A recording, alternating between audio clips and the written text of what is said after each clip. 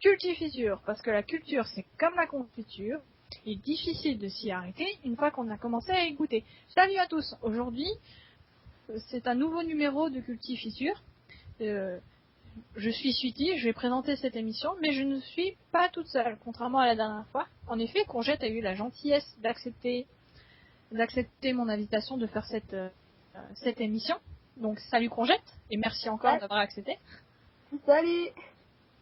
Donc aujourd'hui on va parler de films. Mais cette fois-ci ce sera pas de films japonais ou quoi que ce soit, ça va être sur les films Marvel et DC Comics qui vont sortir bientôt. Alors pour ceux qui ne se connaissent pas ou qui vivent dans une grotte ou je ne sais pas trop, Marvel et DC ce sont deux grandes maisons d'édition de comics américains. Et en ce moment il y a beaucoup de films qui sortent de ces trucs, de ces maisons. Et donc on va vous présenter un film chez Marvel et un film chez DC pour que vous ayez peut-être envie d'aller les voir au cinéma, qui sait. Donc on commence avec le film Marvel, et on va pas parler de grandes figures du studio Marvel, ça va être un héros même un anti-héros que peu de monde doivent connaître, c'est Deadpool. Donc Deadpool, à l'origine, c'est un ancien militaire des forces spéciales qui est devenu mercenaire, qui s'appelle Wade Wilson. Et à suite de plusieurs événements, il va être amené à subir une expérimentation médicale, comme a subi Wolverine chez X-Men. Et à la suite de ça, il va devenir Deadpool. Et donc, avec ses nouvelles capacités qu'il a eues de l'expérimentation médicale et de son humour noir, très noir, Deadpool va aller traquer l'homme qui a un peu détruit sa vie. Donc c'est un scénario, comment on peut dire, plus ou moins banal chez les comics. Mais disons que Deadpool, le film il va sortir le 10 février 2016. Comment dire, ce n'est pas comme les autres Marvel, on va pas pouvoir emmener nos petits frères de 10, 11 ans comme pour Iron Man, Thor ou quoi que ce soit, parce que la limite d'âge est fixée à moins de 17 ans en Amérique. On peut dire ce qu'on veut, les Américains sont puritains et tout ça, bref, ils sont pas les mêmes trucs que nous, mais disons qu'en voyant la bande-annonce, ça se justifie totalement, le moins de 17 ans. Je pense que Courgette peut le confirmer, mais le moins de 17, voilà. Il est timide. Oui. Pour ceux qui n'auraient pas vu la bande-annonce qui est déjà sortie depuis un petit moment, on vous la mettra sous la radio, histoire que vous voyez de quoi on parle. Et l'acteur qui joue Deadpool, c'est Ryan Reynolds. C'est un habitué des films de comics. Il a joué dans X-Men Origins Wolverine, aux côtés de Hugh Jackman, dans le rôle titre.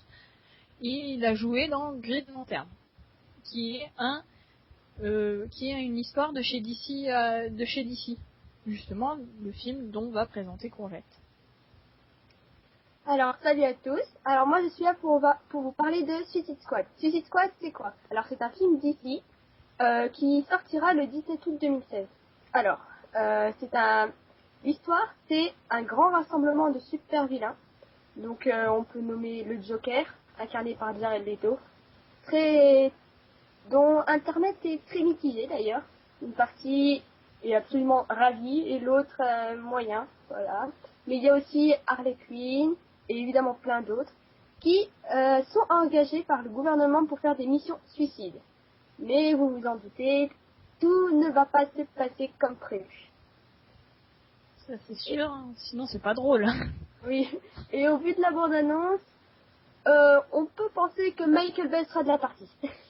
Pour ceux qui ne connaissent pas, Michael Bay est un très grand amateur d'explosions. C'est lui qui a fait notamment la série de Transformers avec les robots et tout. Explosions et... Donc voilà, ne vous inquiétez pas, on pense qu'il peut avoir des explosions. Il y a peut-être des actions dans le film, qui sait, on ne sait pas.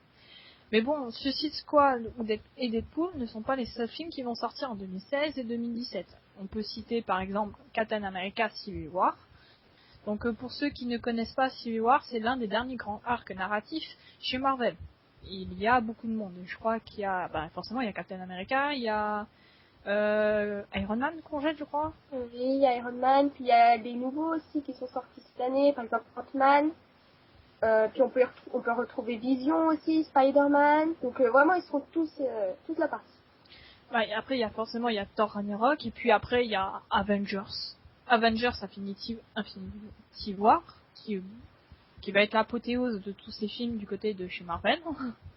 Et chez DC, il y a d'autres films que Suicide Squad, il y a Batman versus Superman, il y a Justice League qui sera aussi en projet, enfin il y a pas mal de films qui sont prévus. Et donc du coup, on va forcément en parler dans les mois à venir. Et donc du coup, si on va en parler, on vous invite à vous rendre sur les topics dans la partie culture du Méga Flood pour revenir en parler, que ce soit des théories qui vont venir. Alors si vous en parlez des théories ou quoi que ce soit, vous les mettez sous spoil. Hein. Pensez aux autres personnes, hein, histoire de pas trop spoiler. Les balises spoil, c'est le bien. Il y a aussi les films qui sont sortis. Parce que forcément, on a le droit de regarder les films avant, qui sont sortis avant, de donner leurs avis. Donc vraiment, n'hésitez pas à passer dans les topics, dont les liens seront juste en dessous, avec les bandes annonces, des films qu'on a parlé avant. Donc vraiment, n'hésitez pas à passer sur les topics dans le Méga Flood. Et donc, ce Cultive Feature, il touche à sa fin. Donc j'espère que ça vous a plu qu'on parle de Marvel et DC Comics. Si vous avez des suggestions concernant les prochaines émissions, n'hésitez pas à nous en faire part, que ce soit par MP ou à la suite de ce topic. On est ouvert à toutes les propositions. Vraiment, n'hésitez pas à nous en proposer. Si vous avez des remarques, faites-les péter en dessous. Faites-les péter sous le topic. Et pour conclure, je vais remercier grandement Courgette d'avoir bien voulu faire cette émission avec moi. Et j'espère que j'aurai l'occasion de renouveler l'expérience, parce que ça m'a beaucoup plu. Moi aussi, ça m'a beaucoup plu de venir. Et casse dédié à Horus qui nous a vraiment aidé sur le coup, parce que cette émission est un peu maudite. Si on retrouve des extraits, on vous les fera partager dans une émission Betty. Vraiment, merci. Merci Horus. Donc c'était Cultifiture, car la culture c'est comme la confiture, il est difficile de s'y arrêter une fois qu'on y a goûté.